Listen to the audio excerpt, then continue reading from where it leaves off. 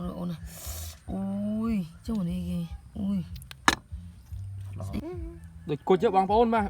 នេះគុជមែនណានេះគុជមែនណានេះអូយ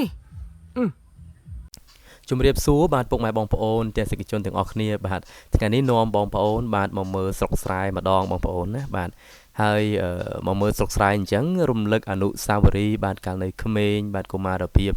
យើងតែងតែនាំគ្នាខ្វៀលគោបាទមើលធម្មជាតិបាទហើយក៏ឆ្លៀតពេលខ្លះហ្នឹងគឺរាវក្រុមរាវលៀសបាទហើយក៏ដូចជារកខ្ចងរកខ្ចៅអញ្ចឹងទៅបងប្អូនបាទជាក់ស្ដែងបងប្អូនណាឥឡូវនេះឃើញថាមេចុងភៅរបស់យើងបាទគឺថាមិនដឹងថាគាត់កំពុងតែរកអីទេបាទសង្ស័យតែរកក្រុមដឹងបងប្អូនទាំងអស់គ្នាបាទហើយមែនហើយបងប្អូនបាទក្រុមបាទប៉ុន្តែជួនកាលអីក៏បានខ្ចងបានខ្ចៅអញ្ចឹងទៅតែថ្ងៃនេះយើងអត់ចង់បានខ្ចងបានខ្ចៅប្រហែលទេយើងសុំយកតែក្រុមទេបងប្អូនបាទដោយសារតែចង់យកក្រុមយកទៅឆាជាមួយនឹងអំពិលទុំបងប្អូនបាទហើយបងប្អូនឃើញនៅក្នុងដើមសេចក្តីនៃវីដេអូហើយបងប្អូនឃើញហើយបាទយើងថ្ងៃនេះយើងចម្លែកមែនទែនដោយសារតែឃើញក្រុមហ្នឹងគឺ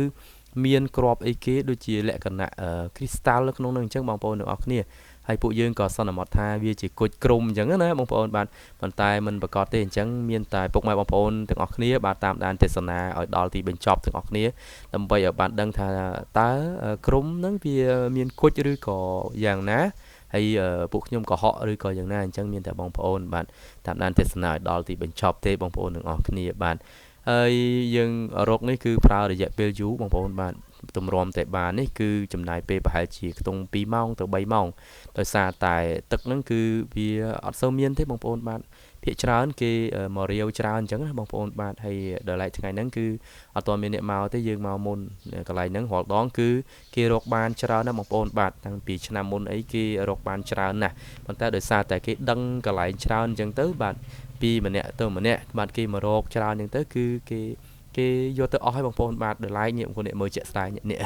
វានៅអញ្ចឹងបងប្អូនជួនកាលវានៅអញ្ចឹងបាទហើយដល់ទៅពេលអញ្ចឹងអ្នកខ្លះចុះតែទៅក្នុងជ្រៅអត់មើលអាគៀនខាងហ្នឹងគឺអត់ដឹងទេតោះតែយើងចំណាប់ចំនួនដែរព្រោះថាខ្ញុំអ្នកថតខ្ញុំប្រាប់គាត់ដែរបាទថាភាគច្រើនវានៅអញ្ចឹងដែរបាទឥឡូវនេះយើងបានហើយយើងធ្វើដំណើរត្រឡប់ទៅគេដ្ឋានដើម្បីបាទយកក្រុមនោះយកទៅឆាជាមួយនឹងអំពិលទុំហើយចង់ដឹងថាចុងភៅរបស់យើងគាត់ធ្វើយ៉ាងម៉េចមានតែទេសនាទាំងអស់គ្នាបាទមកដល់ផ្ទះភ្លាមឃើញលោកយាយបាទចាស់គាត់កំពុងតែលាងកង់បាទដោយសារគាត់ស្រឡាញ់កង់របស់គាត់ហើយឮថាថ្ងៃស្អែកហ្នឹងគាត់ត្រូវយកកង់របស់គាត់ហ្នឹងទៅវត្តផងបាទធ្វើចង្ហាន់ទៅវត្តអញ្ចឹងហើយគាត់លាងសម្អាតឲ្យស្អាតអញ្ចឹងណាបងប្អូនទាំងអស់គ្នាបាទប្រយ័ត្នប្រយែងផងក្រុមយើងគឺអាចមានកាកដីបើយកល្អបងប្អូនអាចត្រាំទឹកទុកមួយយប់ទៅបាទប៉ុន្តែក្រុមវាដូចខ្យងទេកាលណាត្រាំទឹកទុកយូរពេកវាអាចងាប់អញ្ចឹងបងប្អូនបាទយកល្អយើងយកមកលាងសម្អាតវាទៅដោយសារតែយើងយកទៅឆាទាំងសម្បកដូច្នេះហើយយើងត្រូវតែលាងវាឲ្យជ្រះណាបងប្អូនយកប្រដាប់នេះបងប្អូនដូចជានេះដូចជាប្រដាប់លាងចានអញ្ចឹងគាត់យកមករុះឲ្យស្អាតបាទរុះទាល់តែអស់នៅជាតិដីបាទស្លែដែលវានៅជាប់នឹងសម្បកហ្នឹងណាតោះតែយើងរុះហើយបងប្អូនឃើញវាស្អាតទេបាទអញ្ចឹងគ្រឿងផ្សំរបស់យើងមានក្រុមបងប្អូនក្រុមរបស់យើងមកហើយមានស្ករមានប៊ីចេងបាទមានទឹកអំពិលដែលយើងធ្វើហើយបងប្អូនបាទហើយទឹកអំពិលនេះអត់ពិបាកទេបងប្អូនណាងាយស្រួលណាស់បងប្អូនហើយនេះគឺម្រះព្រៅហើយមានខ្ទឹមសមានអំបិលបន្តិចមានទឹកត្រីអញ្ចឹងទៅបងប្អូនបាទមេកាន់តែល្ងាចហើយបាទមេចុងភៅរបស់យើងចាប់ផ្ដើមធ្វើបញ្ញាប់បញ្ញាល់ហើយបាទគាត់ដាក់ខ្ទះនេះគឺខ្ទះខ្មែរយើងហើយណាមួយវែកឆាបាទសុំនិយាយវែកឆាបន្តិចវែកឆានេះគឺតាមព័ត៌មានរបស់លោកយាយបាទគាត់ថាមានអាយុកាលប្រហែលជាខ្ទង់30ឆ្នាំជាងហើយបងប្អូនបាទមើលពីមុនមកវាធំដល់ឥឡូវយើងប្រើយូរវាសឹកអស់ហើយវានេះគេហៅថាវាភាគច្រើនក៏ហៅថាចំនួនចានអាក្រោះអញ្ចឹងណាតែថាវែកនេះវាវែកចាក់មុនបាទវែកឆានេះគឺចាក់ផលិតចេញពីអលុយមីញ៉ូមអញ្ចឹងណាបងប្អូនចំនួនមុនបាទអញ្ចឹងក៏ដាក់គ្រឿងក្រូចចូលហើយបងប្អូនហើយក៏ត្រូវចាក់តែចាក់ម្ជូរអំពិលនឹងចូលដែរដាក់អំបិលដាក់អីដាក់គ្រឿងចូលទាំងអស់បងប្អូនបាទអញ្ចឹងយើងដាក់គ្រឿងយើងប្រមាណមិញចូលអស់មកបាទយើងទុកតែម្រះព្រៅទេបន្ទាប់មកយើងឆាបន្តិចដែរបងប្អូនបាទដោយសារតែចង់ឲ្យវាមានក្លិនឈ្ងុយបន្តិចអញ្ចឹងទៅគឺធ្វើឲ្យបាទម្ហូបរបស់យើងវាកាត់ឆ្អាបអញ្ចឹងណាបងប្អូនបាទដោយសារតែក្រុមវាមានជាតិឆ្អាបខ្លះដែរបន្ទាប់ពីយើងឆាហើយចូលគ្នាហើយយើងចាក់ក្រុមចូលទៅបាទចាក់ក្រុមយើងឆាត្រឡប់4 10ត្រឡប់អញ្ចឹងទៅបងប្អូនបន្ទាប់មកយើងក្របបាទដល់តែក្របទុកហើយបងប្អូនហើយបងប្អូននេះបងប្អូនបើកមកឈ្ងុយបាទឈ្ងុ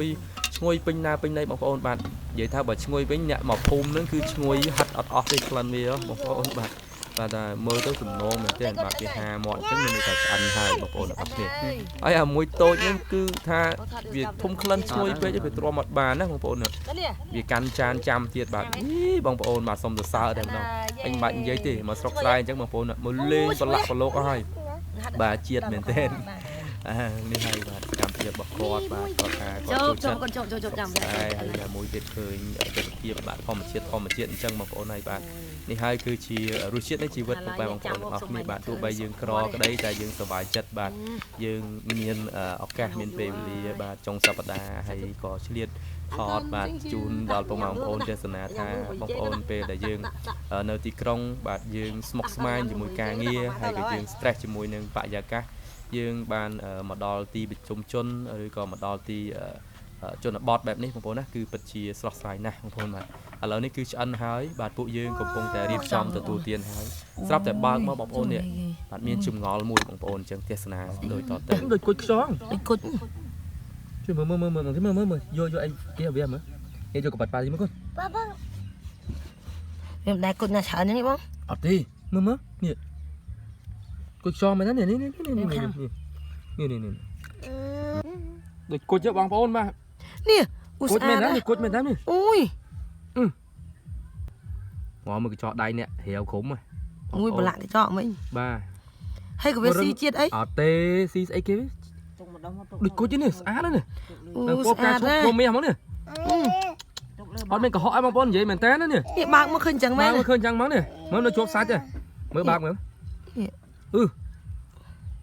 យអត់ដែរឃើញធ្លាប់ឃើញគេនៅក្នុងស្អីគេយាយអាច្រើននេះច្រើនមែនទេនោះហើយបងប្អូនខាំអត់បាយទេមានយកមកបិទយកមកអីបងប្អូនណាមែនតើបើកមកឃើញមែនតើ